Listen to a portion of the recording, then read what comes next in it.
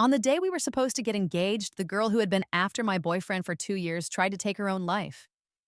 Mark, my boyfriend, left me and hurried to the hospital. He didn't come back at all that night. When I finally managed to reach him on my 22nd try, his voice sounded annoyed. "Sarah," he said, "can't you understand? Mia and I have known each other since we were little kids. Our families are close and we used to live next door to each other. We went to the same schools and even got into the same university." He had confessed his feelings for me during our first winter break on New Year's Eve. He told me he had been waiting for that day and asked me to be his girlfriend, promising he would always treat me well. All our friends were excited for us. I cried and finally told him I had been waiting for that day too. Then, I ran to him and kissed him. Our families already liked the idea of us being together, so they were very happy for us. Things started to change in our second year of university. During the first year orientation, Mark, who was a popular second year student, gave a speech. He was definitely the most attractive guy at school. As soon as he walked onto the stage, many girls started whispering about him. I watched from the side, feeling a little insecure, and decided to wait for him outside. I had been sitting there for a while when two guys came up to me and asked for my phone number. It was a coincidence that Mark was the school heartthrob, and I was considered the campus beauty. I was confident in how I looked. "She has a boyfriend," Mark said, his voice coming from behind me. The two guys turned red and apologized repeatedly before leaving. Mark didn't seem happy. I smiled, linked my arm with his, and said, "Come on, what do you want for dinner? It's my treat." Mark gently pinched my chin and said, "How about I just keep you locked up at home so no one else can see you?" "Imprisonment? No way, that's too weird," I joked. Mark laughed and then kissed me hard on the cheek, like he was showing everyone I belonged to him. I pushed him away just as I saw a girl standing behind him. She was staring at us, looking surprised, and holding a piece of paper as if she had walked in on something. Mark followed my gaze but didn't pay much attention to her. He took my hand, and we left. I saw that girl again during the student council recruitment. I remembered her because people had said she looked a bit like me. Yes, Mark was the one who said that. After he pulled me away that day, he glanced back and said, "That girl looks kind of like you, but she's not as pretty." At the recruitment event, my roommate and best friend also mentioned it. She said, "That girl with short hair has eyes that look a little like yours, and she has a beauty mark near the corner of her right eye." She sighed and added that girls with beauty marks like that often have difficult love lives, saying she wasn't sure if it was true or not. Then she looked at me and said, "I proved it wasn't true." In the second semester of our third year, Mark really wanted to have a birthday party for me. I had been busy studying for my graduate school exams, so I didn't go to many events. Mark specifically invited old classmates from our hometown to help me relax. But on the day of the party, Mark brought someone with him. My best friend and I exchanged glances. We both recognized the girl. She was the one people said had eyes like mine. Mark introduced her as his junior, named Mia. They had met during a hiking trip. Mark loved being outdoors, and so did Mia. They had gotten to know each other through occasional meetings. My best friend raised an eyebrow, looking displeased, and said, "What a nice name." Mia's face became tense, and she didn't say anything. Mark's expression changed immediately. He never liked my best friend and thought she was rude. Dinner wasn't very enjoyable. I didn't talk much, and Mark kept putting food on my plate, even the ginger I didn't like. He used to be thoughtful and pick it out, but that day he was clearly distracted. On the way back to the dorm, Mark asked if I was upset. I nodded and said he shouldn't have been rude to my best friend. She wasn't the one being rude. Mark held my hand and explained that he hadn't actually invited Mia. She had found out about the party from his phone call and brought him a gift. He didn't know how to say no, so he brought her to the party out of politeness. I looked at Mark blankly. Did he really think I would believe such a weak excuse? Mark showed me a heart-shaped keychain, saying it was Mia's gift, and that she wished us eternal happiness. He said he initially didn't want to take it, but accepted it as a good luck charm for us. Mark's sincere eyes and his promise to apologize to my best friend if I wouldn't be angry made me give in. I didn't ask for much. I just wanted him to set boundaries with Mia. They needed to act appropriately. But even after that, rumors started spreading. First, there was a post on the school forum accusing Mia of trying to break up my relationship with Mark. Since Mark and I were a well known couple on campus, it caused a lot of gossip. Then, someone discovered that they had matching items. Mark's keychain and Mia's phone charm were identical. Everyone knew Mark and I had been together for a long time, so people immediately blamed Mia. I looked at the comments, they were all mean. My best friend looked at me seriously, warning me not to ignore it. She said I should get rid of that homewrecker for good. I was speechless. It wasn't about that. It depended on Mark. From the beginning, I stayed quiet, focusing on my exams. Love and men are common, but youth passes quickly. I knew what was important. In the end, Mia was the one who approached me first. She cried, her eyes red and swollen, saying her life and studies were being affected. She begged me to clear things up, swearing she had done nothing wrong. Feeling frustrated, I rubbed my temples and told her I didn't have time for this. As I walked away, I called another close friend who was studying computer science and asked for a favor. He worked quickly and found the IP address of the anonymous post that very night. I found Mark and told him that Mia had planned everything herself. But Mark looked at me, looking conflicted. "Sarah, you investigated her?" "Shouldn't I have?" I replied. "So what are you going to do? Report her?" "Mia just likes me and got a little carried away. She didn't think it through," Mark said. I was shocked, not understanding this side of him. "Sarah, this doesn't really affect you. It's Mia who's getting hurt here. Let's just forget about it, okay?" I stared at Mark for a long moment and then smiled faintly. "All right, if you think it can be over, then fine." Mark seemed relieved and moved to hug me, but I stepped back. "Mark, just because someone is vulnerable doesn't make them right. This is about principles and character. You might be able to ignore it, but I can't." Mark got frustrated. "Then what do you want to do?" he asked. I frowned. "Handle it yourself. If you can't manage this, then let's break up." We didn't talk much for an entire semester. I heard Mark had ended things with Mia, and she had rented a place off campus and wasn't around much when there weren't classes. Although this issue faded over time, something seemed to be slowly changing between Mark and me. When I got into graduate school, my mom called me home. I went downstairs and found Mark waiting for me. On the way home, I was quiet while Mark glanced at me occasionally as he drove. At home, our parents announced their plans for us to get engaged. Mark had also taken the graduate school exams but hadn't passed this year, even though he had always done better than me academically. Something must have been bothering him. My parents comforted him, saying he could try again next year. Meanwhile, Mark's parents kept telling me that graduate school could wait, but marriage couldn't. After dinner, I was standing alone in the yard, lost in thought. Mark put a coat over my shoulders and said it was getting cold. I turned to him and asked, "Do you really want to get engaged?" "Of course," he replied. "Mark, we're not kids anymore. We have to think about the consequences and take responsibility." "Sarah, I've never thought about marrying anyone else. You're the only one for me," he said. His words sounded nice, but he had still disappointed me. On the day of our engagement, Mark received a call. He said Mia had cut her wrists and was in the hospital. I stopped him, saying Mia had doctors, but I needed him at our engagement. After a surprise silence, he told me to be good, that he would just check on her and come right back if everything was okay. And just like that, Mark left me and all our guests behind. It felt like a scene from my favorite TV show. I had once snuggled with Mark, making fun of the bride in the show, saying the other woman was the real problem. Mark would kiss my eyes back then, whispering for me to marry him soon.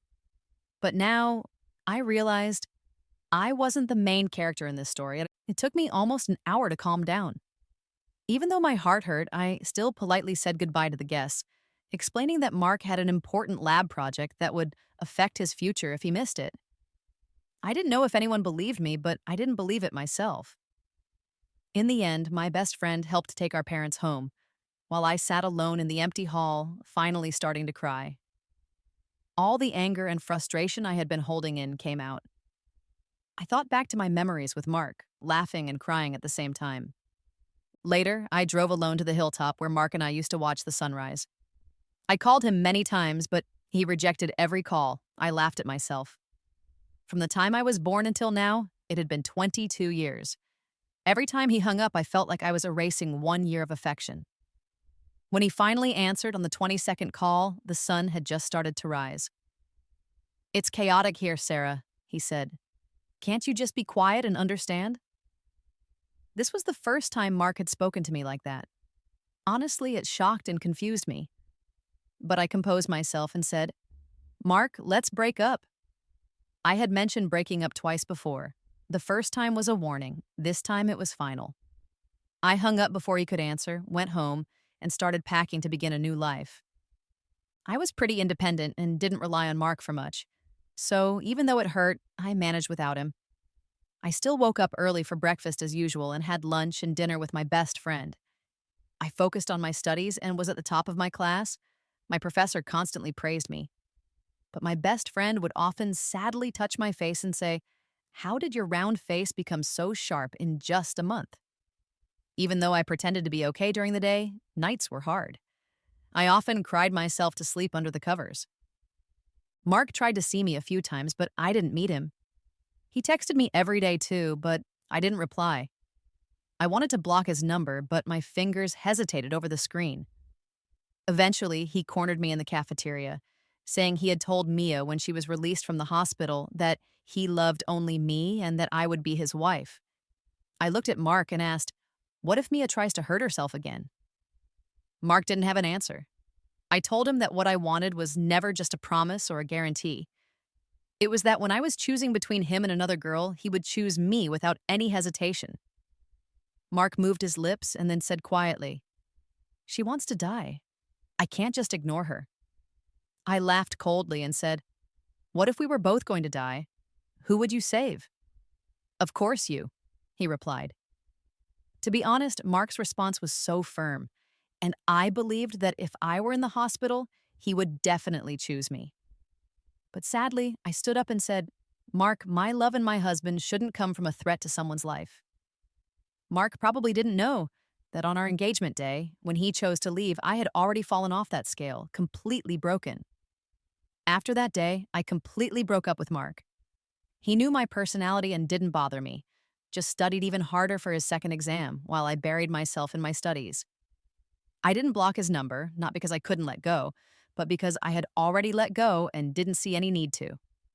It was late autumn, and our school had a path lined with maple trees on both sides. Every year when this season came, Mark would take my hand and we would walk down the path slowly.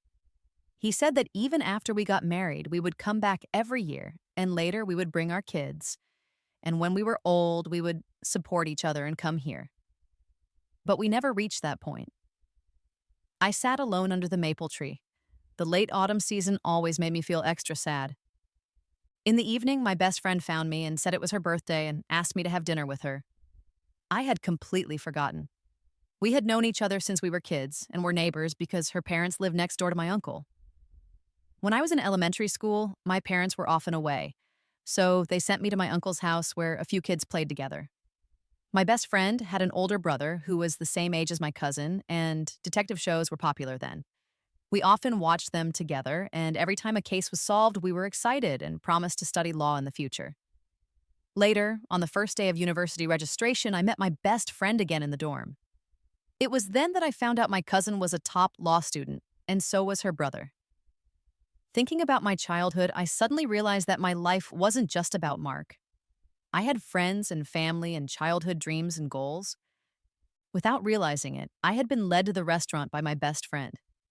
I thought it would just be the two of us that night, but as soon as we walked in, we heard a lot of noise coming from a private room.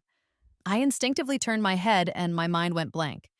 The private room door was slightly open, and I saw Mark and Mia kissing. "Have they no shame?" my best friend said, clearly angry. She grabbed a bottle of wine from a nearby table and started to walk towards them. I quickly hugged her and said, "Olivia, don't do anything rash." It wasn't that I was being kind. We were law students, and getting a criminal record for fighting could affect our future careers. But Olivia, who was very direct, couldn't stand seeing me hurt. Our commotion caught the attention of the people in the private room. Mark saw me, looked panicked, and pushed Mia away. "Sarah," he said, running towards me. I was worried Olivia might actually hit him with the bottle, so I shouted, "Stay away from us." But Olivia was furious. She raised the bottle towards Mark and said, "You jerk, even if I get in trouble today, I'll do it." "Olivia, it's over. He's not worth it," I said. "What do you mean, not worth it?" she replied. Just as I finished speaking, Mia also walked out of the room. Her lips were swollen and red, and she looked at me mockingly. "Senior, aren't you being too harsh? Mark and I are officially dating," she said. Olivia yelled, "Officially? You homewrecker. You know exactly what sneaky things you did." Mia's face showed anger for a moment, but then she quickly smiled at my best friend. "Senior, you've never liked me. What now, you want to hit me? Aren't you studying law? Aren't you afraid I'll sue you if you hit me?" "Shut up!" I screamed and then looked at Mark. "Aren't you going to pull her away?" Realizing the tension, Mark grabbed Mia's arm.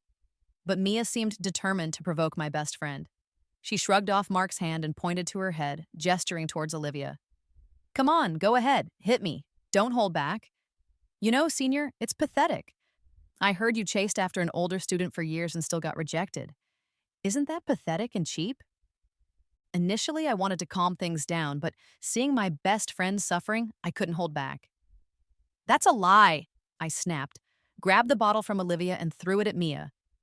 With a thud, Mark stepped in front of Mia. The bottle hit his shoulder, and it felt like it hit my heart. At that moment, I truly understood what heart-wrenching meant. Finally, he chose Mia over me. Mia was stunned for a moment, then quickly told her friends in the room to call the police. Mark pushed her away and yelled, "I dare anyone to call the police." Turning to me, he said, "Sarah, don't be afraid. I won't let them call the police." He tried to take my hand, but I stepped back. I pointed the bottle at Mia and said, "You witch, I'm not afraid of you calling the police. But if you insult Olivia one more time, I swear I'll ruin you." Mia was genuinely scared. She didn't expect me to actually do something. Olivia was also shocked, holding my hand and trying to calm me down. I didn't calm down. "I don't care if I never become a lawyer. I can take care of myself. Unlike some people who only get by seducing men," I said. Olivia hugged me, looking moved, and said she could support me for life. After this incident, we decided not to eat there. We were leaving, but Mark, looking almost crazy, ignored the sobbing Mia and grabbed my wrist, asking me to listen to his explanation. In the middle of this, a large, strong hand grabbed Mark's. "Bro, you need to let go," a voice said. I froze and looked up at the person. I heard my best friend shout, "Liam," in my ear. It was my best friend's older brother, Liam, who everyone always talked about as being amazing. He was smart, good-looking, had a great personality, and came from a good family. I hadn't seen him in years. He had grown from the cheerful boy I remembered into a mature man. He pulled Mark's hand off my wrist and smiled at me. "Sarah, long time no see," he said. I was stunned for a moment, but then replied, "Liam, long time no see." These were the names we used when we played pretend as kids. I was the lawyer, and he was the client who needed help. He was 5 years older than me. I remember he and my cousin often made us cry and then sat nearby watching our favorite shows with us. For some reason, as silly as it was, they enjoyed it.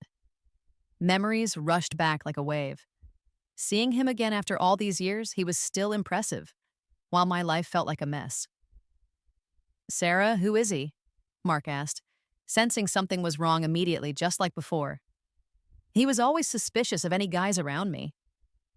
"What does it matter to you?" I replied. "Sarah, let's go," Liam said.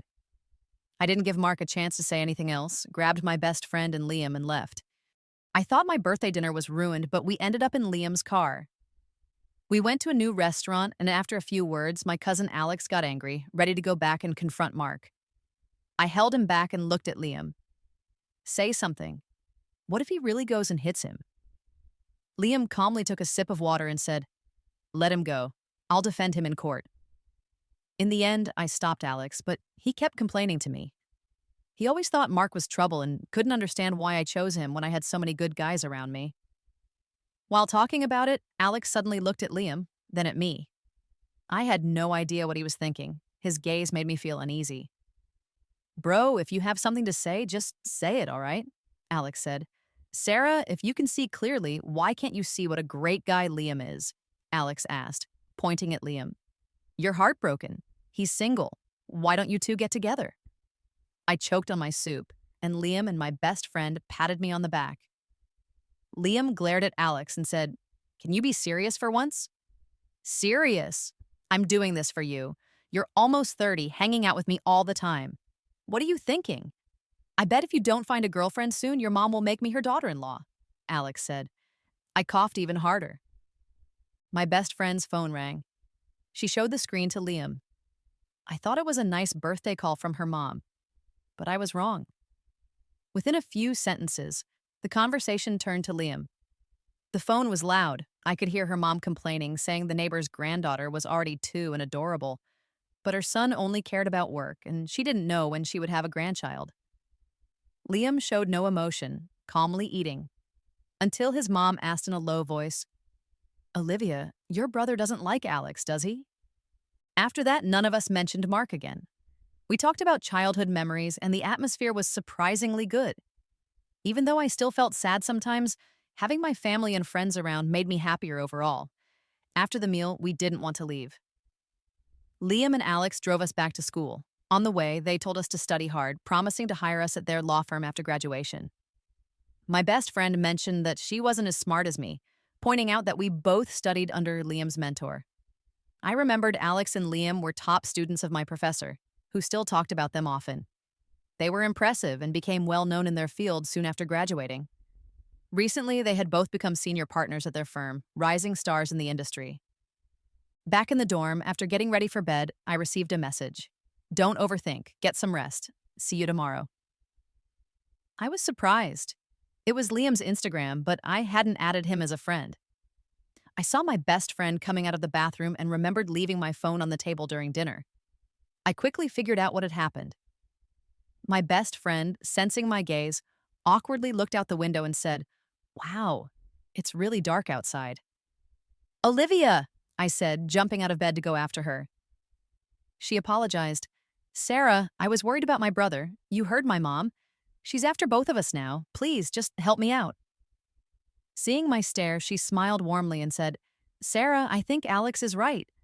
Don't you think you and my brother would be a great couple? She sat next to me, listing all the reasons we were compatible. She pointed out that we both looked good, had the same major, and grew up together. Suddenly, she seemed sad. I asked what was wrong. She admitted that she had seen Mark with Mia several times, but hadn't told me to spare my feelings. She felt guilty, thinking she should have told me earlier or avoided going to that restaurant tonight. Crying, she hugged me, saying I deserved better and that Mark and Mia had no right to treat me like that.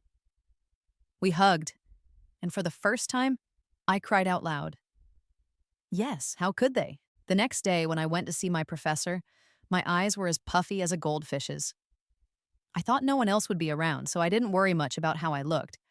But the moment I opened the office door, I wanted to disappear. Because not only was my professor there, but Liam was there too. And then it hit me. I remembered he had said, "See you tomorrow," yesterday. But I had been too busy talking with my best friend and had completely forgotten about it. God, could this get any more awkward? I thought. Perfect timing, Sarah's here, my professor said. Liam, didn't you say you were short-handed? Let Sarah be your assistant. I was stunned. Before I could even think, Liam smiled and nodded. I couldn't ask for more, but I'm not sure if the great lawyer Sarah would grace us with her presence, he said. Apparently the law firm had too many cases recently, and some were very difficult. Liam had come to see my professor to ask if there were any good students they could hire. Naturally, as the professor's best student, I was the obvious choice. Liam acted quickly. By the afternoon, he had brought me a huge stack of documents. Since I had to go through some paperwork with the school to officially join the firm, Liam let me get familiar with the material first. It seemed he had just come from the firm. He was still wearing work clothes, a navy blue shirt, black dress pants, and gold-rimmed glasses on his nose. It was different from his casual look at dinner the day before, or even his business casual look that morning. I don't know why, but looking at this version of Liam, the words cultured rogue popped into my head. My heart skipped a beat. How could this man switch between styles so easily? I stood nearby, watching him politely turn down two female classmates who were asking for his contact information. His tone was gentle but distant. He simply said he already had a girlfriend and was about to get married. I thought to myself, see, if you really want to refuse someone, you won't give them a chance to get close. Once the others left, I finally smiled and walked over. Liam, you're as charming as ever, I said. He gently tapped my forehead and handed me the materials. There's quite a bit. Go through it and ask me if you have any questions. He was busy. He left in a hurry after giving me the documents. Just as he was about to walk away, he turned back and said, Available 24/7. I laughed. You better be prepared. I might call you at midnight. Looking forward to it, he replied, using the same phrase again. I watched him walk away until he was out of sight, then turned around to see Mark standing there with a dark look on his face. My smile disappeared. Without a word, I walked past him, hugging my pile of books. Sarah, can we talk? Mark asked. I've said everything there is to say. There's nothing left to discuss, I replied, looking at him. That's Liam, the famous campus heartthrob for years.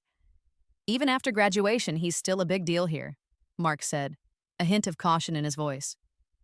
What are you planning to do, Mark? I was the one who hit you yesterday. If you're angry, go to the police, but don't bother my friend. You're protecting him? Mark asked. Sarah, we're the ones meant to be together, he insisted. We're not, I said firmly. Mark froze, staring at me in disbelief. I smiled slightly and walked away. Sarah, I never agreed to break up with you, he shouted. I kept walking but called back over my shoulder. He's my senior. It might seem like a random comment, but Mark should understand. When he made me feel bad by spending time with that freshman girl, we hadn't officially broken up yet. Back at the dorm, my best friend was standing by the window. When she saw me, she said, Mark hasn't left. He looks kind of pathetic. She asked what I had said to him to make him look so heartbroken. I glanced out the window and made eye contact with Mark. I shook my head and said, He's bothered by your brother. My brother? She asked. Mark is the jealous type.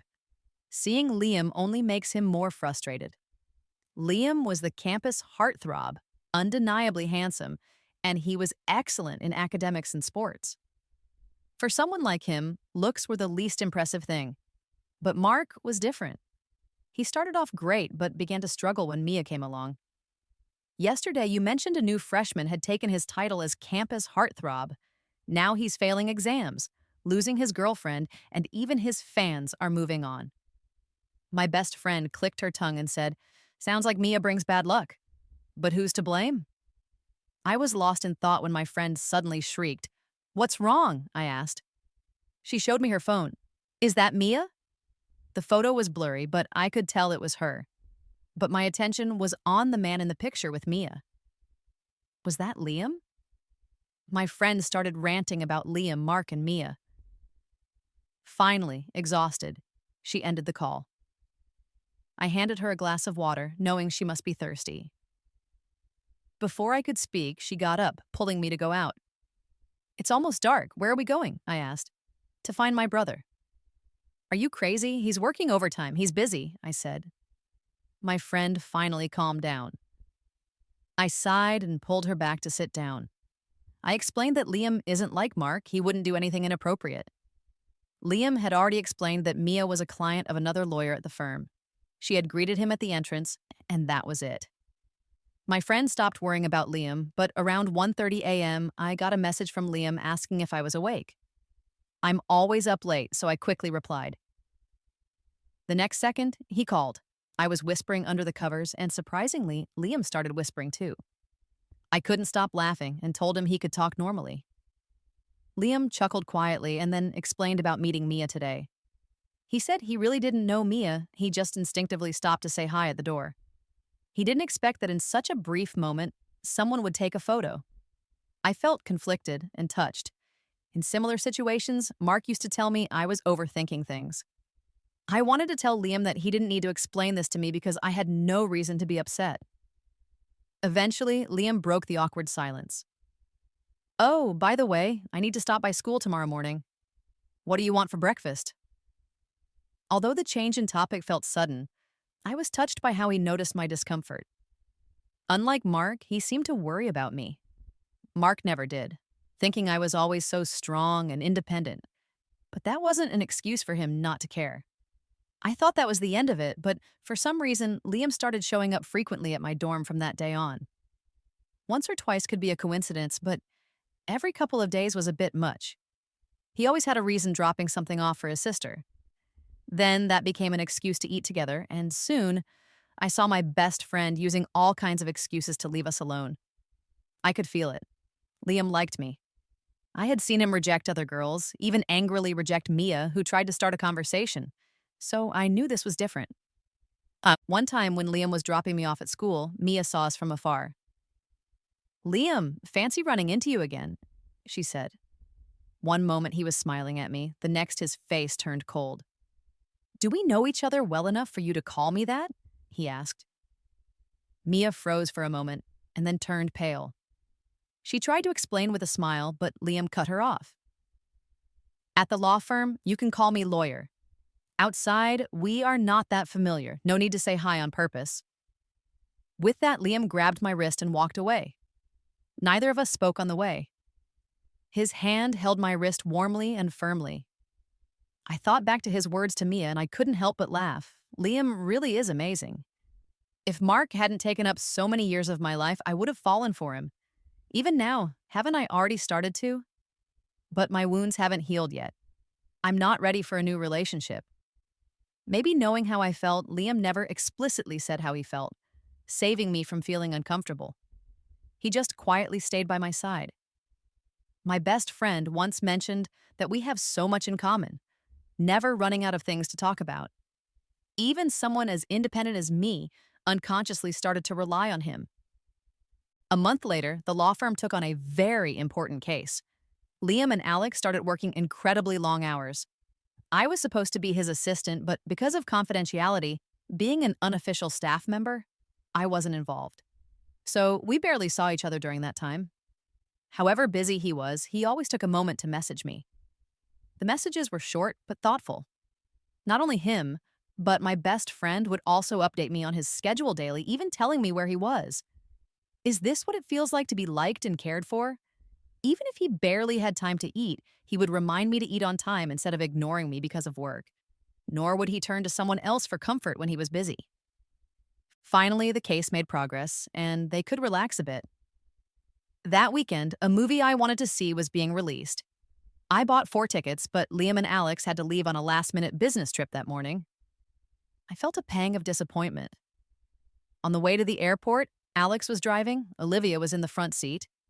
Liam and I were in the back, and he closed his eyes, resting. I didn't want to bother him.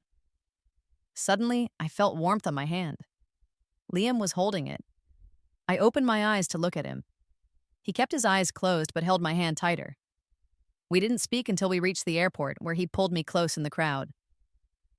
"Sarah, I have something to tell you when I get back," he said. His gaze was intense, making my heart race. I could only nod, blushing. You come back soon," I said. That night, Olivia and I went to see the movie, but neither of us really enjoyed it.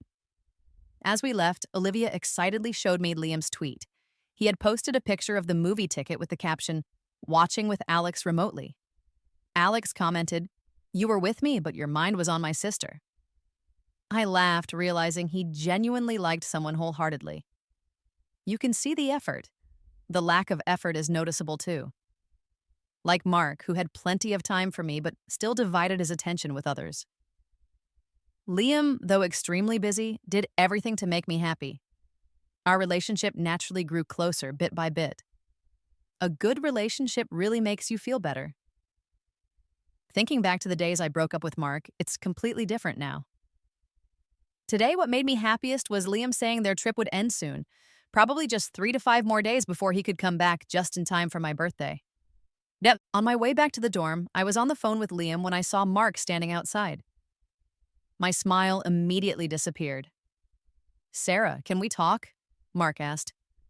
I ignored him and tried to walk past, but Mark grabbed me. There's really nothing between Mia and me. That day was just me being drunk. Her eyes remind me of you, and with the alcohol. Mark, stop saying she looks like me. It disgusts me, I said. Sarah, don't be like this. I know I was wrong. Please give me a chance. Let's start over, he pleaded. I agreed firmly. Mark's face lit up with joy for a moment.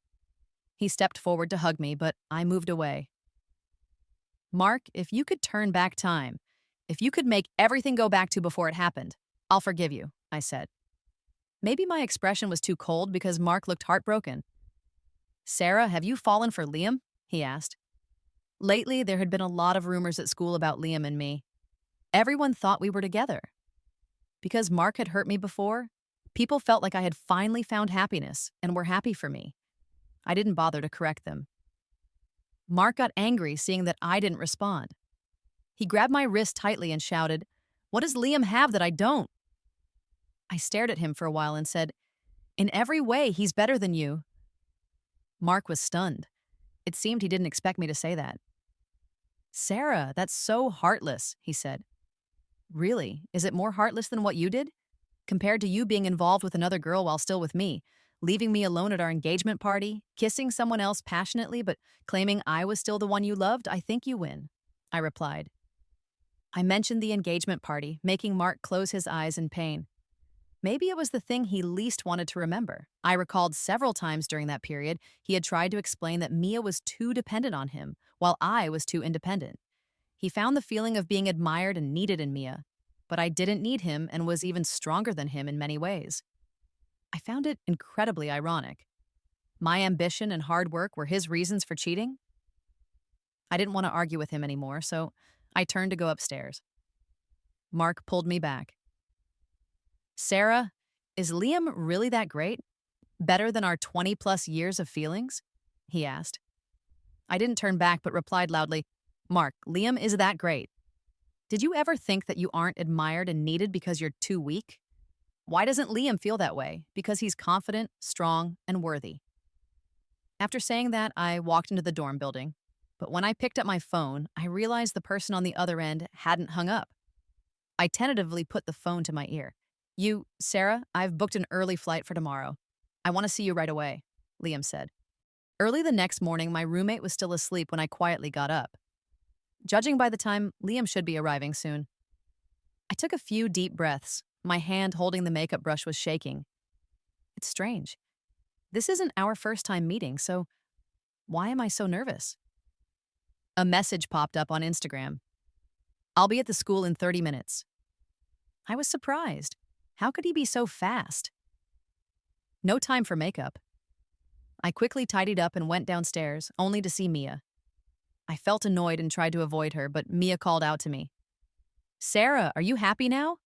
My life is a mess because of you. Mark doesn't want me. Even when I tried to be like you, even when he was drunk, he knew I wasn't you and told me to leave, saying he'd be upset if you saw. Sarah, you don't want him anymore, but he's still thinking of you. He's pushing me away to get your forgiveness. So now you have true love. But what about me? This is between you two. It has nothing to do with me, I said. Mia spat on the ground and looked at me sarcastically. Sarah, don't act like you're so much better than me. You're relying on a man for validation too. Otherwise, why are you clinging to Liam? You're just like me. Mia's eyes were red, and she was agitated. I remembered Liam telling me before about Mia consulting a law firm about property issues related to affairs. If his guess was right, Mia had been deceived by a married man. She went from being in a relationship to being someone's mistress and then got found out by the wife, suffering injustice. Maybe that's how the rumors started.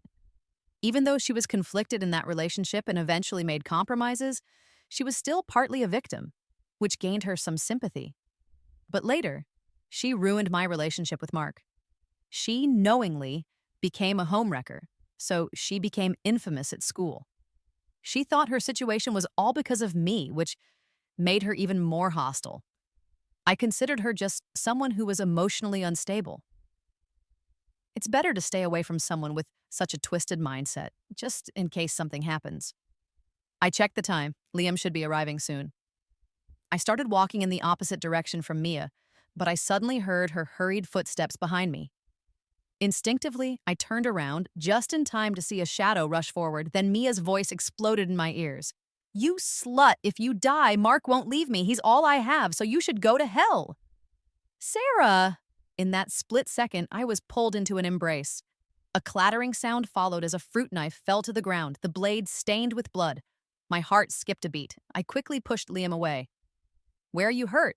I asked, seeing a long, deep cut on his arm. I cried uncontrollably, but he held me tightly, enduring the pain to comfort me. As long as you're okay, he said. When the police came to take Mia away, she looked at me with crazed eyes.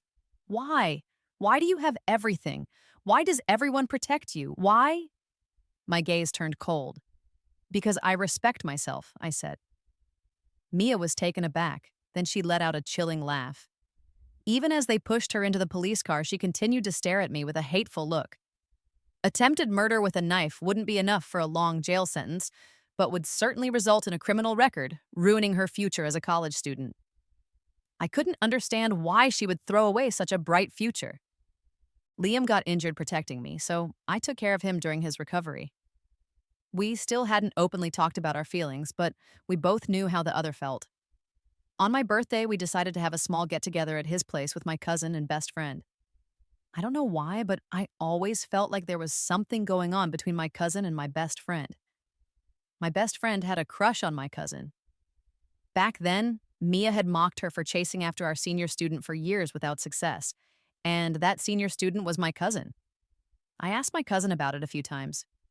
He always said he wasn't interested, that feelings needed to be mutual. My best friend eventually moved on. But recently, I don't know why, it felt like my cousin was getting close to her. Take today, for example. I saw him hugging her on the balcony. She pushed him away, but he wasn't angry. In the end, she gave in and let him hold her tight. When it comes to feelings, Olivia's braver than you. Liam's voice came from behind me. He stood there, gently wrapping his arms around me. He bent down, his chin resting on my neck, and his breath tickled my ear. Sarah, still not willing to be my girlfriend? He asked. It's not that I don't want to. It's just that you got hurt right after you came back, and we never had the chance to talk about it, I started to explain, but he continued. But it's fine, we can start dating after marriage. Let's just get married first. Liam's arms tightened around me. I don't want to wait anymore. Love after marriage works too, right? Sarah, if we wait any longer, I'm afraid you'll run away. I laughed at his words and leaned lightly against him. Well, it's not impossible, I said. Hearing my response, Liam's lips brushed against my neck. He gently kissed my neck, and his voice was husky and low. Then let me introduce myself. I'm Liam, 28 years old, clean background, no bad habits. Never had a girlfriend, just someone I've cherished in my heart for many years. My heart skipped a beat and my eyes filled with tears. I'm Sarah, 23 years old, had one boyfriend, but I'm pure in body and mind. I want to marry the man behind me and spend the rest of my life with him for many, many years.